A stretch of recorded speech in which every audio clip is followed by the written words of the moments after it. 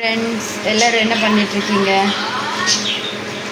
நான் என்ன பண்ணிகிட்ருக்கேன்னு தெரியுமா? பஜ்ஜி சுட்டுட்ருக்கேன். உருளைக்கிழங்கு பஜ்ஜி பாருங்கள் ஃப்ரெண்ட்ஸ்.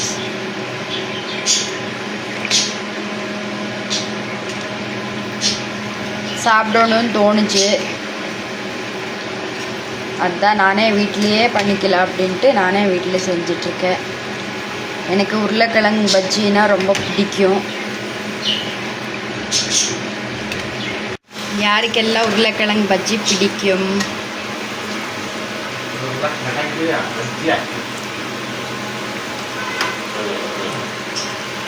எல்லோரும் எப்படி இருக்கீங்க? நல்லா இருக்கீங்களா?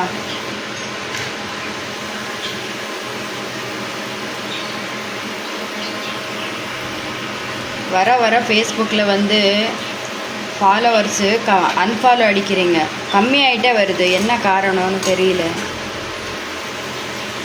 இந்த இன்ஸ்டாகிராமில் இந்த ஒயிட்டு ரைட் மார்க் கொடுத்துருக்காங்க. அப்போலேருந்து லைக்கு வியூஸு எதுவுமே போக மாட்டேங்குது. இவங்ககிட்ட யார் கேட்டா எங்களுக்கு ஒயிட் டிக் வேணும் அப்படின்னு யார் கேட்டான்னு தெரியல. வியூஸும் போக மாட்டேங்குது, லைக்கும் வர மாட்டேங்குது. ஃப்ரெண்ட்ஸ், யாருக்காச்சும் தெரிஞ்சிருந்தால் எனக்கு கமெண்ட்டில் சொல்லுங்கள்.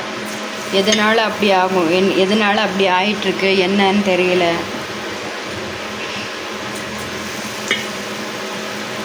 இன்றைக்கி எதனால் பஜ்ஜி செய்கிறேன்னா, இன்றைக்கி வரலக்ஷ்மி நோம்பி. சாமியெல்லாம் கும்பிட்டுட்டு சரி சுண்டல் குழம்பு வச்சுட்டு தொட்டுக்கிறதுக்கு பஜ்ஜி சுட்டுறலாம் அப்படின்னு தோணுச்சு. ஓகே அப்படின்னு சுட்டுட்ருக்கேன். வாங்க சாப்பிடலாம்.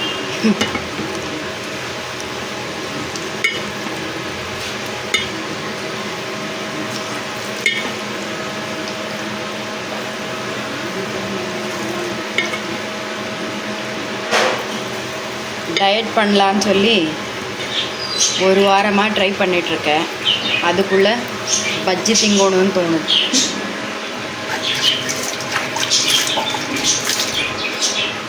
நிஜமாக என்னால் டயட் பண்ண முடியவே இல்லை. ஏதோ ஒன்று சாப்பிடணுன்னு தோண்டிகிட்டே இருக்குது. டயட் பண்ணலான்னு சொல்லி நினச்சி நான் டயட்டுன்னு சொன்னாலே என் ஃப்ரெண்ட்ஸ் எல்லாம் சிரிக்கிறாங்க. டயட்டா அப்படின்னு. ஆனால் என்னால் கண்ட்ரோல் பண்ணவே முடியல. சாப்பிட்டுட்டே இருக்கேன். இப்போது பஜ்ஜி சுட்டுட்ருக்கேனா, எப்போ சாப்பிடலாம் அப்படின்னு தோணுது எனக்கு. இது ஒரு வாரம் சாப்பிட்டுக்கலாம், அதுக்கப்புறம் டயட் பண்ணிக்கலாம். ஓகே, இன்றைக்கி ஒரு நாள் மட்டும் சாப்பிட்டுக்கலாம். தேவராஜ், அதெல்லாம் ஆறணும். நான் தான் காய போட்டிருக்கேன்.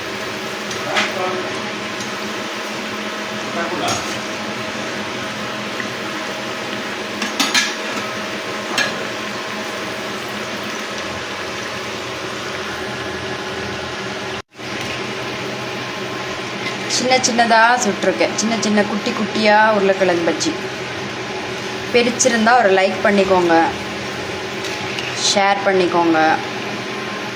ஓகேங்களா? ஃபாலோ பண்ணாதவங்க ஃபாலோ பண்ணிக்கோங்க. Thank you so much.